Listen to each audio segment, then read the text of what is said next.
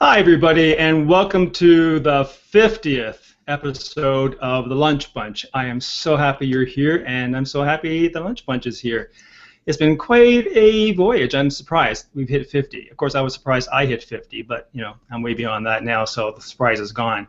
So 50 episodes of the Lunch Bunch Hangout. And it all started with a small community. That's a private community I have on Google+, and I thought, let's get together and chat and talk about what's happening. And at the beginning, it was definitely mostly about Google+, and it evolved from that. And it evolved to the point now where we have this great group of people who are here every week. There's Jess, wave hi, Jess, and Randy, and there's Scott, and Vivek. And they stuck it through right up to the number 50. So thank you guys, and thanks all our past panelists who you'll see a list of them on the event page. And please, if you're dropping by, leave something, say hi in the comments, and we'll wave hi back. So thanks again, everybody. Let's look forward to another 50.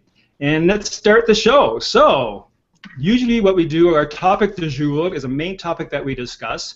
And then we move on to about halfway through the show to see what everybody else brought in their lunchbox and what they want to discuss. And we leave it with a doggy bag that you can take home with you, which is our tips that we want to give you to take away. So let's open it up. And today the topic du jour is Hello. That's right, Hello.com, the new social networking platform. Lots of controversy, but it seems there's all kinds of people rushing to it, and we're going to just talk about why they're doing that, what's it all about, what makes it different, and oh, I'm getting some indications here from the floor that, oh yes, I forgot to highlight the fact that you'll see it's 50 and that Jess is holding up a cupcake. That's right. You want to make a wish, Jess, and we'll all blow it out together.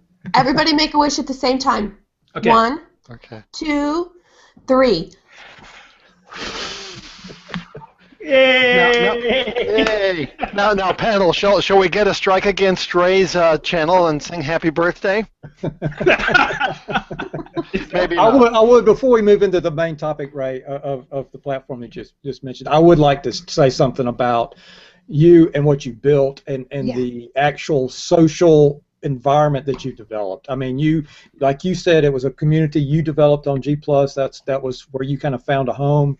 Jess, you burning down over there? You okay? But you reached out to the community. You fostered it. Everybody's welcome. Come in here. And then the hangout started, and you invited everybody to do that. And this is a true example of a social platform, what you've developed, and I appreciate it. We've met, we've enjoyed things, we've shared things over these 50 episodes, and outside of that, on our little channels and things like that. So compliments to you for putting it together. It's been a lot of fun for me. Oh, thanks so much, Randy. That's really nice. Really nice. And for so many of us, and it's more than just me. You're the entry. You're the starting point for Google Plus and for Hangouts on Air. Jess and I met on your show, for heaven's sake. This was before it went broadcasting over the air. Otherwise, we'd have a clip of it. But and now they're married. But just don't tell Ryan, okay? Yeah. Or Carter, that might be confusing. Yeah. Okay, there's another story. We can have. Once it's on the web, it lives forever. That's true. That's something no one's done yet. Is actually have a soap opera on Google Plus Hangouts. Oh. A story that unfolds. A real life soap opera, or a made up soap opera. I want to do a shout out to a couple of people who I see in the room. Sandy, good to see you, Sandy. Thanks very much. Carrie, look at that.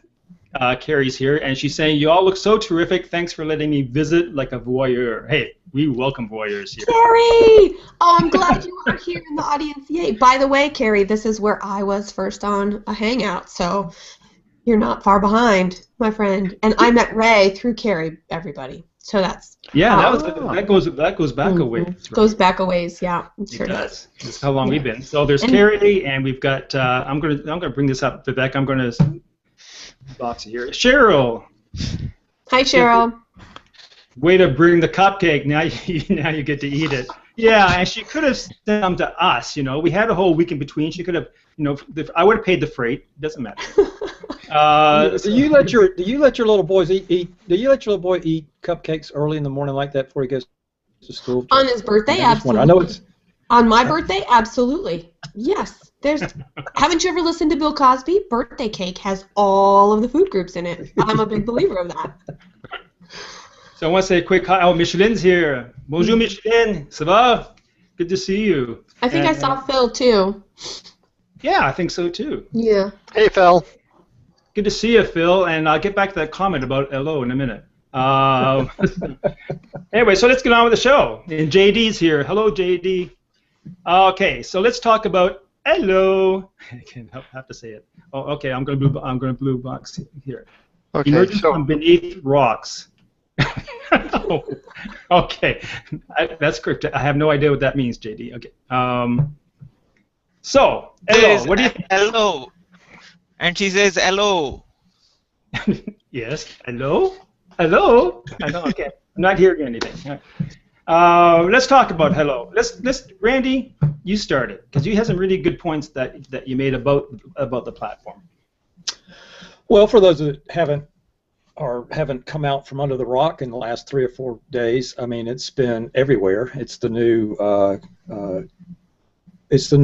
puddle that people are throwing rocks in left and right. I mean, but it's a new social platform that really it started out as a private network among some designers, developers, and this kind of sounds familiar with these platforms, what happens, but they just wanted to get together where they could share their works and enjoy and socialize in the way that they want to socialize. And they found that some of the networks, particularly Facebook, with the you have to use your real name and subscription stuff, was kind of constricting them a little bit. So that was the catalyst that kind of got it started. And I don't know how long. I think it's been going since 2013, but it launched kind of in the dark last week, kind of just came to life, and it has been a rush to join, and also there's been a rush to tear it down, which I find a little bit disturbing. But it's a easy, clean format. It does have some roughness to it as far as the user experience that many are complaining about. I found it a little clumsy at first. Took me about 30 minutes, and I figured it out. And I can tell you that if I can figure it out, if you spend any time there, you can figure it out. And that's some of the complaining I hear. And I'm wondering, at some point in time, where have we become the McDonald's? Become the McDonald's with the hamburger on the keys of the cash register because you can't do the math, So let me let my dog calm down, and you can pick that up. Yeah, go ahead. I want to read something first then, because I saw this interesting article that our friend Sherry Nouraini had linked me to from Scott Monty. And he talks about in terms of the reason why they did it, but I want to read what they say why they did it. And it's like, we built LO because virtually all the other social networks were cluttered, ugly, and full of ads. We began to feel manipulated by the networks themselves. Many of our posts were never seen by our friends at all because ads had taken priority. We come to realize that a social network that has ads is a social network created for advertisers, not for people. Every move we made was tracked and recorded, and every post we made was read and sold to other companies so they could show us more ads. So Scott basically concludes that this was built as an anti-Facebook, and is that a sound business model? I think if you read their manifesto, that's true. What Scott has surmised there from the developers. And I kind of agree with some of that. I mean, I don't have a problem with being sold to. I'm a marketer. I like that. I do have a problem when it just becomes convoluted, and I think that's part of the issue. A lot of people got into certain social networks and developed, and then found out, oh, wait a minute, if you want just to see your post, you got to do this, and it just kind of. The social network was built for a social environment. It was not built as a commerce environment. Now, the naysayers are looking at it from a business angle, saying, how are these guys going to make this thing float? Well, if you read the manifesto and the WTF facts about it, they talk about, okay, as we bring on added features, say we bring on some kind of notification thing, or we bring on groups or circles like that, we might charge a premium for that. That's how they plan on making money through it. There are other people using that model too. Yeah, so okay, if you think back, haven't you heard that cry on Facebook saying, hey, if you just charge me some money and put all my friends back in my bucket, I'll be happy, I'll pay the fee. I mean, people are willing to do that. So, and two, we mentioned this, there's some angst about not being able to use your performance name. You have to use your real name on some of these networks. So that was an attraction to some other niches out there to the network, to get on there and to be whatever they are in the universe. And the LGBT community jumped on that pretty strong. So that there was a void there that some people were not being satisfied, and Elo comes on and solves that. I see that as a gain. Not necessarily a Facebook killer, not necessarily a G+ killer. I don't know that their goal is to kill Facebook. I don't think that. Their goal was to build a platform where you could socialize.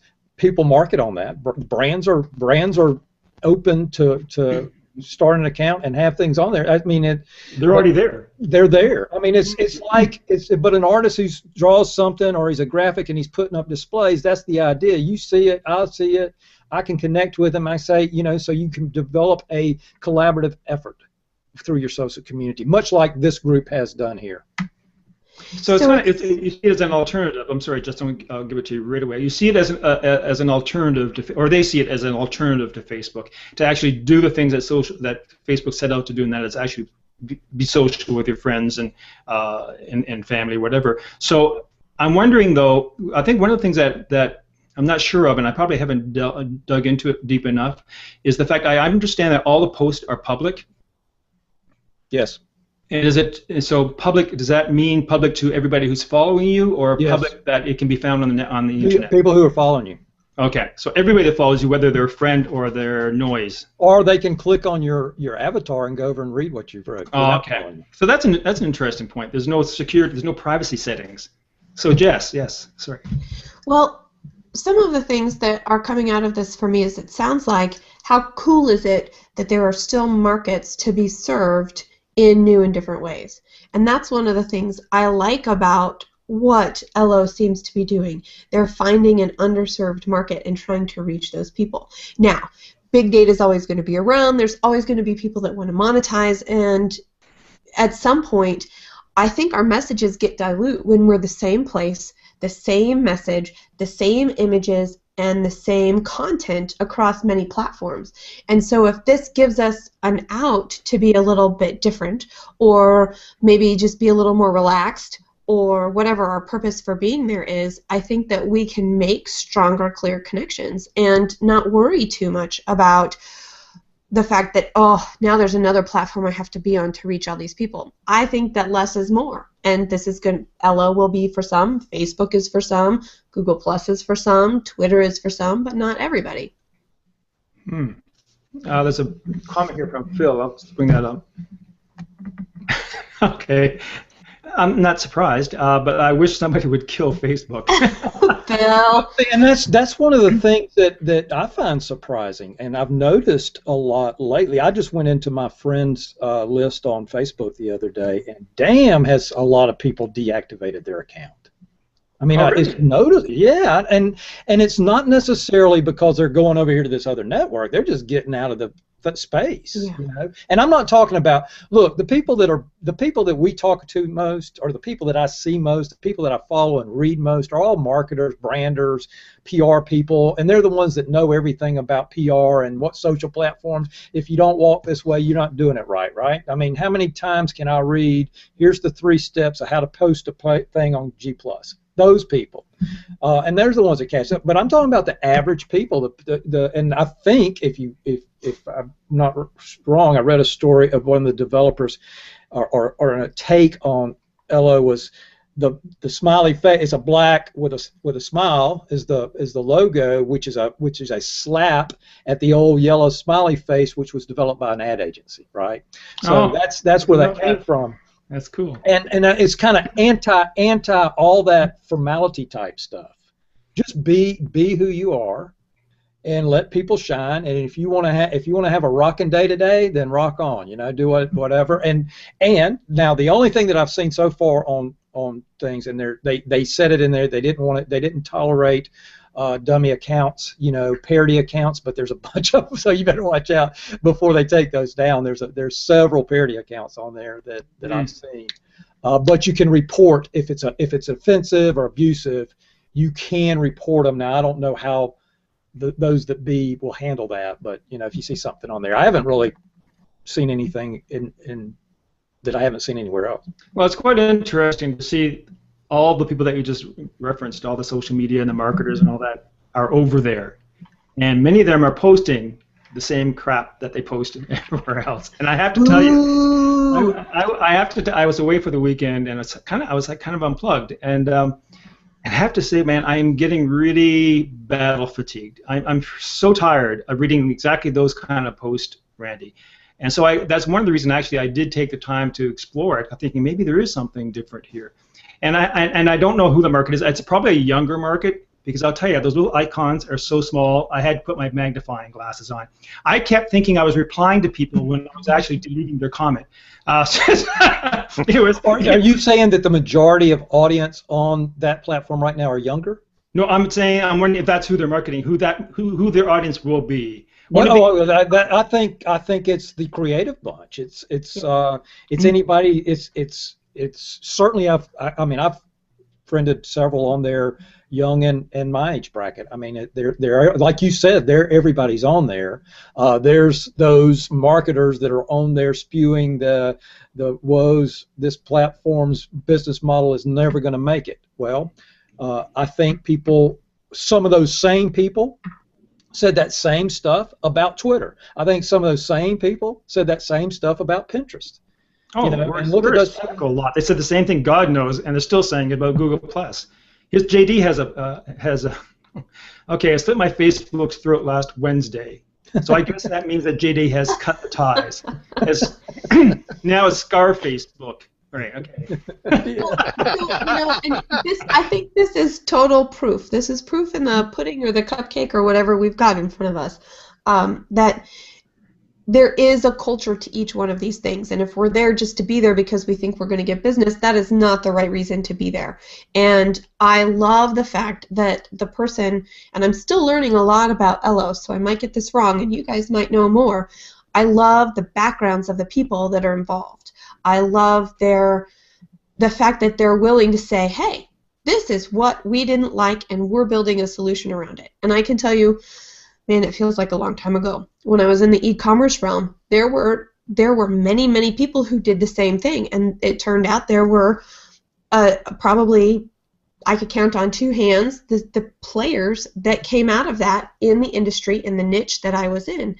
And those people stayed around for a long time, and other people came and went, but there turned out to be, and after a while, there were other guys that came in and stayed, and some of the guys that had been around a while left. And so there was always this ecosystem, and I think we're starting to see that a little bit here. And we all did the same thing. We, for the most part, had all the same features. We, for the most part, we had the exact same target audiences, but we were all able to survive and thrive in a growing space. And I think that there's something to be said about the culture that adds to the features or lack thereof. Kerry has a question, and she's asking you, do you find that people are getting back to real life and not on social media as often in general? I think there is a swell for that. I think there is, and I posted a little vignette from a guy that I follow a lot, a rapper that talks about that, and you can find that on my Facebook page if you want to check that out, or Prince A. But I think there is a big push to pull back a little bit. Now, I don't know necessarily that the teenager millennial set is pulling back as much, but maybe the Gen Xers and the boomers are saying, hey, man, I'm gonna go get on the boat, stuff like that. So I'm going to send out a little bit of a challenge for the group, and that is on Ray's 100th episode. I propose right now that we can compare and contrast what we know to be true about social media today with what it will be like, 50 episodes from now. Find out where Allo really is, where Facebook really is, where if G Plus is still around. Well, take your challenge, Scott, and look at G Plus. What was it like 50 episodes ago? Yeah. And what is it today? I mean, it's changed. I mean, this, that, things come and go. We're still here. I mean, we're still here. Maybe it's ebb and flow with certain things. We work in the space. We're going to be here. I work in the space. Is there a new thing coming along? Yeah, I go over there and check it out. There's been a lot of platforms launch, Path, Feed, all these things out there. Some of them have stayed. And I have not seen a single, and I think this is true, I haven't seen a single one that had the gasoline poured on it like this one has. It's unbelievable. Oh no! Okay. Yeah, okay. 33,000. They were getting 33,000 requests an hour to join. Huh. If anybody wants an invitation, I believe Randy, you said you had some. Yeah, they're $100 each. That's a nice. Some people are selling them on eBay. I mean, everybody that signs up, you get a roster of invites, and you can give them away to your friends or whatever. And yeah, if somebody wants to ping me up, I was going to do it. I wanted to do it because that was a segue into my second part of the main topic, and I really don't want to spend a lot of time on this, but. Randy, you shared a post from The Guardian about Google Plus dying. That basic thing. They're basically unraveling. And I have to say, it's been a challenge, and I think people are going to settle into platforms that works the best for them, be it personal or be it business. And I don't think Google Plus is going anywhere. I think it's evolving. Some may say devolving, but it is definitely changing. But I'll tell you what I hear almost weekly, and this person's probably not watching, so I'm going to just quote you the email that I got from disgruntled Google Plus user. I'm about done with Google Plus. Google has made it nearly impossible for small businesses to work on this stupid platform. I just post occasionally and could care less, so the email's got to stop. Thanks anyway, and good luck with whoever remains. We can sort of say, oh well, she admits she posts occasionally, so she's probably not going to get an awful lot of engagement. But her level of frustration, I hear a lot from a lot of people. And I think Google does bear responsibility for that because I think they really messed up a few things, especially in the beginning.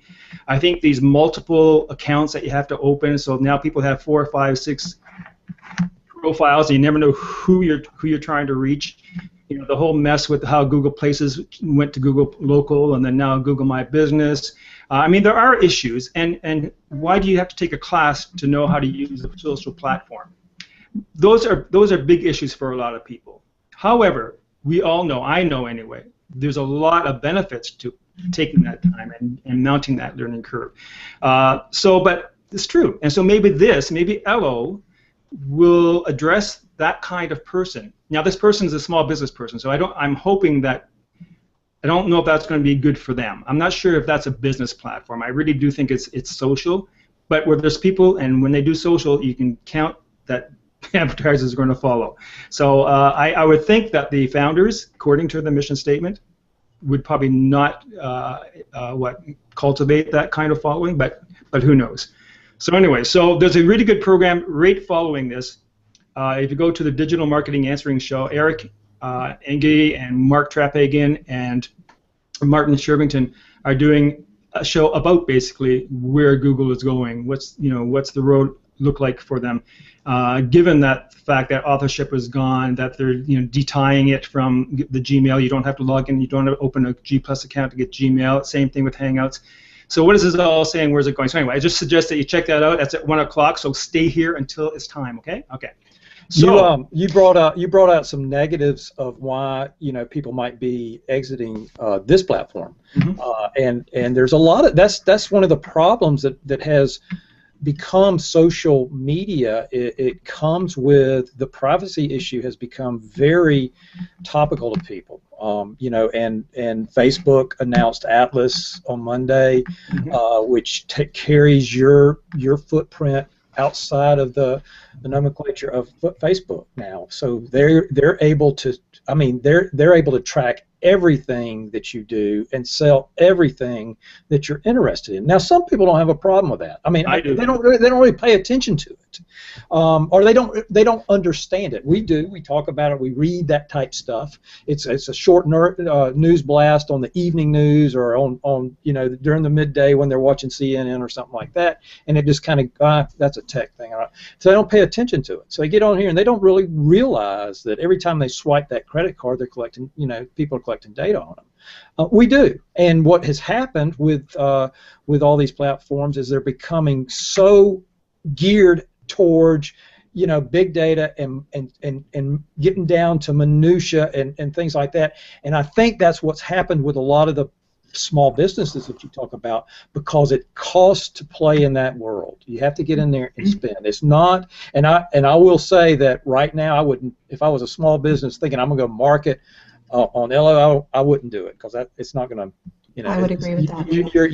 If you want to go over there and socialize and meet some people, then that's what it's for, and that's what a social account is. Now, if you want to talk about social media marketing, that's a whole different animal. Mm-hmm. Well, for a lot of people, that means Facebook, and I would say if you're a small business just starting out, Facebook, you can't afford it.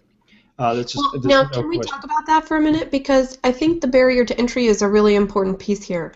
When social media first came out, the barrier to entry was low. Everybody was figuring it out. Now, social media, in effect, is moving into this mid-range where there is a cost to play, and the idea of resources is changing again. We are turning into the need to have a monetary resource to do advertising and reach our target markets in a social media world, just like we needed to in print or direct mail or radio, as we still need all that today, and it's very established. And I think we're seeing that as social media continues to go that route. And I think it's awesome to be able to say, guys, you know what? You really don't need a lot of the resources to start your own business. But you know what, guys? There does need to be some resources, because time and energy and sweat equity is not enough to be heard in today's marketplace. But I'm gonna throw something on that, Jess. It depends on what your product is and where your market is. Everybody thinks they've got to be on Facebook. If they're marketing on Facebook, they don't need to be on Facebook. Okay, but see what happened when we had radio, TV, and newspapers, you had kind of a small, now we have Vine, we have Instagram, we have Facebook, we have XYZ, and all these, and each one of those niches might be your market.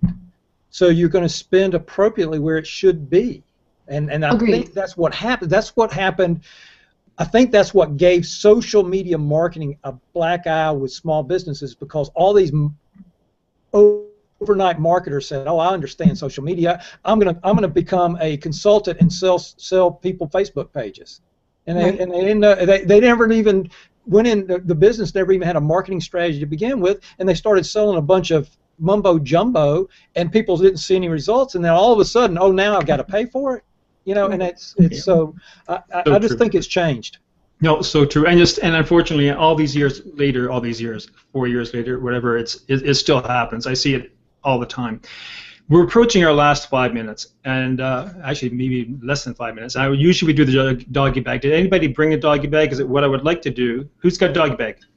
Okay, so let's do the doggy bag, and then we may go a couple minutes over. So let's start with Jess's doggy bag.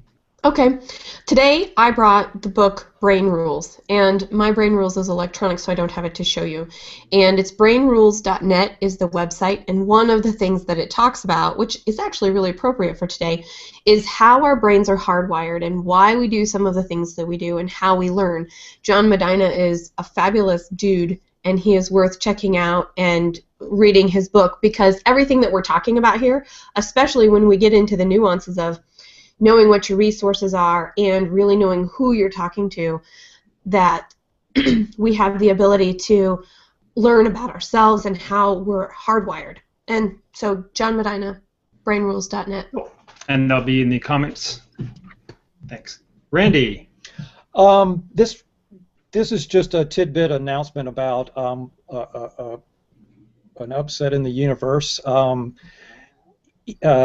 eBay and PayPal are separating, that long-time relationship that was announced. And I want to say that I don't know that the new Apple Pay has anything to do with that, but I do think that it probably does a little bit. But I just, for those listening, just keep an eye out. I mean, that's a change that's happening very rapid. Cash is going away, credit's going away, or the wallet is becoming your smartphone, even more so today.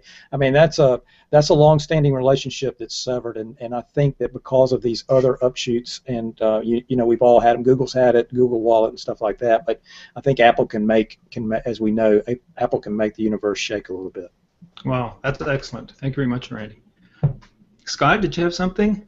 Well, I've got something really quick. As you know, I'm all about video, and last time I had something about Lightworks, which is a free professional video editing system, and this week I've got Freemake, freemake.net and freemake.com.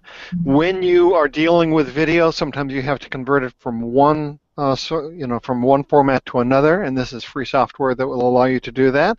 And heaven forbid, if you ever want to download something from YouTube, or lots of things from YouTube, that would be a useful thing to do. And Freemake has that ability as well. So that's my doggy bag takeout for this week. I'll put everything in the comment. Thanks on the very event much. Page. Vivek, did you have anything? Just one statement, if you will. The Indians have sent Mom to Mars. Okay. Well, put the link there in the comments. We'll follow that up. I'm not sure. Maybe Speaker orbits Mars successfully. That's a long ways off. That is for Curry. What did Mom do to deserve? Yeah, that's takeout service. Thanks, Vivek. So I'll leave you with my and it kind of follows up on the ELO thing. I got a message from a friend who's now living in France, and he travels. Anyway, he sent me an email on Facebook asking for an invitation to LO. So I sent him. Then he sent back, because he had just listened to a podcast in France from this guy named Jeremy Rifkin, who wrote The Zero Marginal Cost Society. I don't know if anyone's ever heard. Has anyone heard of that? It's an interesting. I'm looking for it. I haven't read it yet. It's basically how the emerging Internet of Things is speeding us to an era of nearly free goods and services, precipitating the meteoric rise of global collaborative commons and the eclipse of capitalism. A lot of brain food there to chew on, but I think that sounds like a very interesting read. And maybe that's far into the future, but maybe it does speak to what Randy was saying, of the end of cash and how we're changing our habits and how it is a very collaborative world. So with that, that's my doggy bag thing, but I don't want to leave yet because I want to share something with you.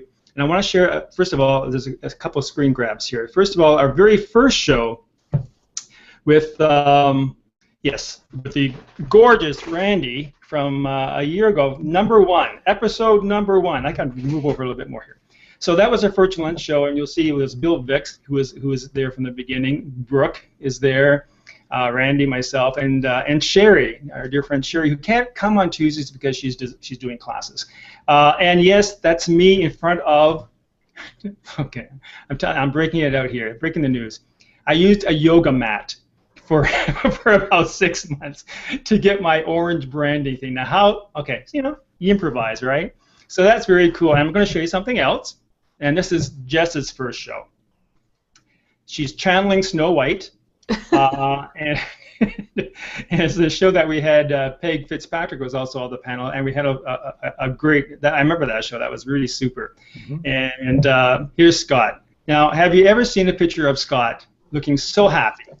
I think someone just probably hired him for his first Scott treatment. Did you actually have the Scott treatment at that time, Scott? I can't remember. Or maybe you just thought it up. You thought, I got a great idea. Had the Scott treatment forever. And here's Vivek's first show, number 39. So, Vivek, thanks for sticking around. And this is from probably my favorite show. This is the show that the photo that I shared in the event page of Jess with the lovely 60s locks.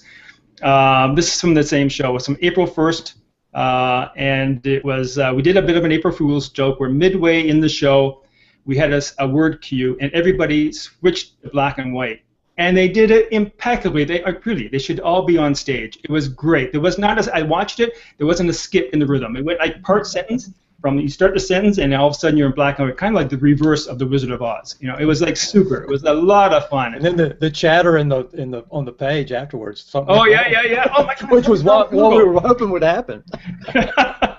No, it was so much fun. So thanks all. I'm looking forward to the next 50. Thank you so much for coming. Check us again. Drop by, take a break with us, and I'll see you next Tuesday. Bye bye.